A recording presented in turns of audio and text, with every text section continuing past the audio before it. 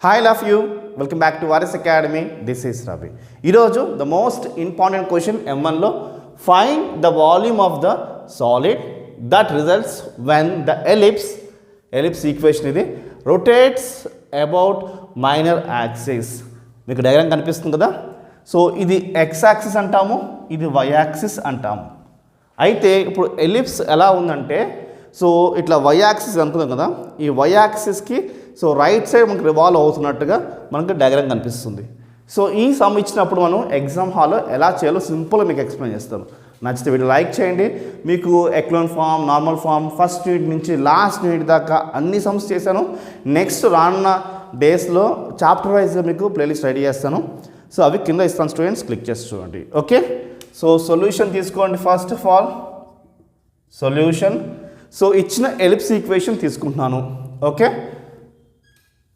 x square by a square plus y square by b square is equals to 1. అయితే మనం ఎలా తెచ్చుకోవాలంటే x square is equals to అని మనం value తెచ్చుకుందాం. So అందుకోసం ఇవన్నీ అవతల పంపించడం ట్రై చేద్దాం. ఫస్ట్ ఇది మాత్రం అవతల పంపిద్దాము. అప్పుడు ఏం మిగులుతుందంటే x square by a square is equals to 1. ఇది ప్లస్ కదా, అవతలకి వెళ్తే minus y square by b square ఇలా వచ్చింది. ఓకే, దాని తర్వాత ఇది దీనికి ఎల్సిఎం చేసుకుందాం, అంటే ఇది దీనికి మల్టిపుల్ చేసుకుందాము. కింద ఏం లేకపోతే 1 ఉంటుంది, 1 దీన్ని మల్టిపుల్ చేసుకుందాం. చేసుకోండి. X square by a square is equals to b square minus y square by b square ఇలా వచ్చింది. కానీ ఎల్సిఎం మాత్రం అప్లై చేశాను. సో దీని తర్వాత మన క్లారిటీ కోసం ఏం చేస్తున్నానంటే ఈ బీ స్క్వేర్ని పక్కకు రాసుకుంటున్నాను అంతే. చూద్దామా, x square by a square is equals to 1 by b square minus y square. So 1b పక్కకు రాసుకున్నాం, మనకు అర్థం కావడం కోసం పక్కకు రాశాను అంతే. దాని తర్వాత ఈ ఏ స్క్వేర్ని అవతల పంపించుకుంటున్నా. ఇది కింద ఉంది కదా, అవతలకి వెళ్తే ఇక్కడ పైకి వస్తుంది, అంటే ఈ 1 ప్లేస్లో వస్తుంది ఏ స్క్వేర్. అప్పుడు కింద ఇది ఉండదు, ఎందుకంటే ఇదే పైకి వెళ్ళింది. సో ఇది ఎరేజ్ చేసుకోండి ఇలాగా అంతే. X square is equals to ఈ వాల్యూ వచ్చింది. సో ఏంటి, X square is equals to 1కి ఒక వాల్యూ అయితే వచ్చేసింది. ఓకే, సో ఇప్పుడు మనం ఈ సమ్ సాల్వ్ చేయడానికి కోసం మనకి ఈ లిమిట్స్ చూడండి ఎలా ఉన్నాయో, మైనస్ బి ఉన్నాయి కదా, లిమిట్స్ ఉన్నాయి కదా. ఈ లిమిట్స్తో మనం ఫార్ములా తీసుకోవాలి. సో రిక్వైర్డ్ ఫార్ములా ఏంటి, మైనస్ బి పై ఎక్స్ స్క్వేర్ డివై, ఇది మన ఫార్ములా. ఎందుకంటే అలాంగ్ వై యాక్సిస్ మనకు రివాల్వ్ అవుతుంది చెప్పాం కదా. సో ఇది తీసుకున్నాము, లిమిట్స్ ఇవై తీసుకున్నాం కదా, ఇది వై లిమిట్సే కదా. సో వై లిమిట్స్ తీసుకున్నాము. సో ఎక్స్ స్క్వేర్ అంటే ఏంటి, ఎక్స్ స్క్వేర్ అంటే ఈ వాల్యూవే కదా, ఈ వాల్యూ ఎక్స్ స్క్వేర్లో వేసుకోండి. అప్పుడు ఏమవుతుంది, ఇంటిగ్రేషన్ ఆఫ్ మైనస్ బి పై బయటకు ఇచ్చేసుకోండి, ఎందుకంటే పై కాన్స్టెంట్ బయటకు వచ్చేసేయండి. సో ఇది ఎక్స్ స్క్వేర్ ప్లస్లో వేసుకోండి, ఏమవుతుంది a square by b square minus y square dy. So మీరు కన్ఫ్యూజ్ ఏం అవసరం లేదు. ఎక్స్ స్క్వేర్ వాల్యూ ఏంటి అంటే ఈ మొత్తం ఎక్స్ స్క్వేర్ వాల్యూ, డివై ఇదిగోండి, పై బయట తీసాను చూడండి. సో ఎక్స్ స్క్వేర్ వాల్యూ ఇక్కడ ఉంది కదా, సో ఇదంతా నేను అక్కడ వేసుకున్నాను.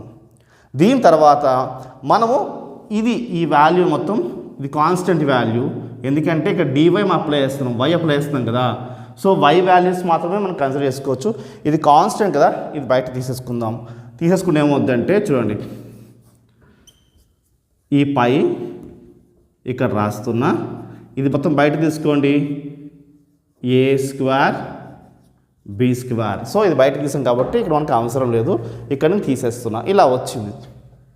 ఓకే, ఇలా వచ్చినప్పుడు మనం దీనికి ఇంటిగ్రేషన్ అప్లై చేద్దాం అనుకున్నప్పుడు ఈ లిమిట్స్ మైనస్ బి ఇలా బి ఉంటే మనం అప్లై చేయలేము.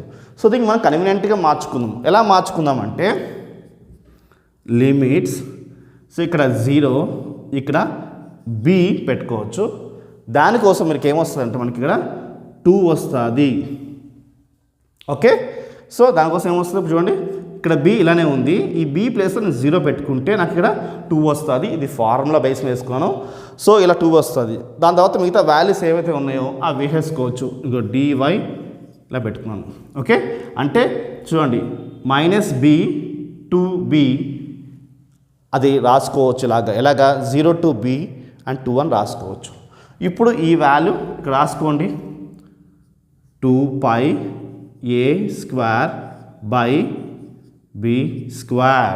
ఓకే, ఇది a². సో మీకు అర్థం కాకపోతే మళ్ళీ క్లారిటీ రాస్తాను చూడండి, a². ఓకే, సో ఇలా వచ్చేసింది. ఇప్పుడు ఈ వాల్యూ ఇక్కడ పెట్టుకోండి, b² -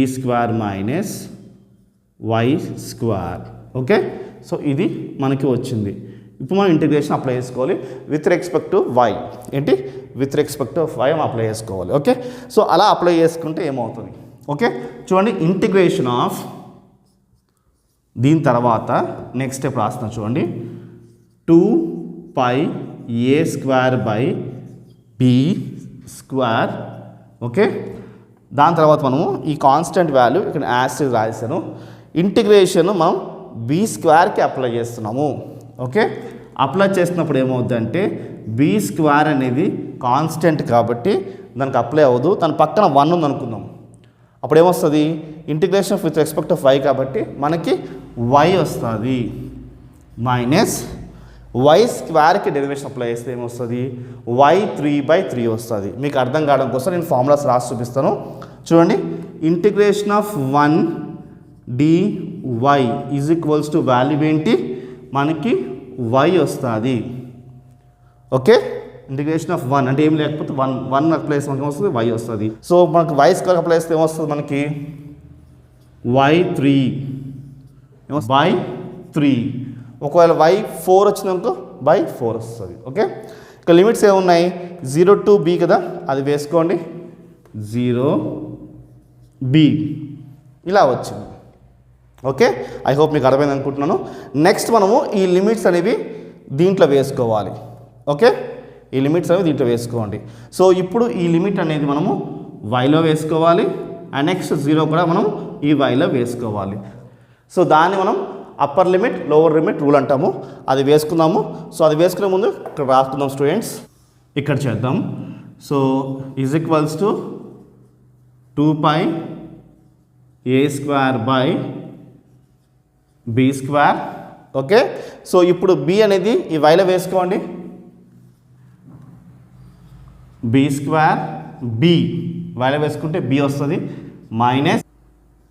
-b³/3. Okay, and minus lower limit కూడా దీంట్లో వేసుకోవాలి, దీంట్లో వేసుకోవాలి. కిందది మనం సబ్స్టిట్యూట్ చేసే ముందు మైనస్ పెట్టుకోవాలి. మైనస్ పెట్టుకున్న తర్వాత ఈ 0 అనేది yలో వేసుకోవాలి, 0 అయిపోతుంది. ఈ 0 అనేది ఈ yలో వేసుకోవాలి, 0 అయిపోతుంది. కాబట్టి ఇది 0 వస్తుంది. Right, 2πa²/b². ఈ b² ఏమవుతుంది? b³ - b³/3 ఇలా వస్తుంది. ఎందుకంటే ఈ 0 మనకి ఇంకా అవసరం లేదు, సేమ్ ఈ వాల్యూ మనం ఇక్కడ వేసుకున్నాము. నెక్స్ట్ ఇక్కడ ఏమవుతుందంటే ఈ 3 దీనికి ఇంటూ వేసుకోండి, అంటే ఎల్సిఎం లాగా అవుతుంది. 2πa²/b², 3 × b³, 3b³ - b³/3 is equals to 2πa²/b². So 3b³ నుంచి 1b³ తీసేయండి, 2b³/3 ఇలా వస్తుంది. సో ఇక్కడ b², ఇక్కడ b³ ఉంది, అంటే ఒక b మిగులుతుంది మనకి. సో వేసుకోండి, ఈక్వల్స్ టు 2 × 2 4 π ఇదిగోండి, a² ఒక b మిగిలింది, ఆ b ఇదిగోండి బై కింద 3 మిగిలింది 3. So this is our final answer. So ఏంటి volume of solid 3 pi a square b by 3 cubic units.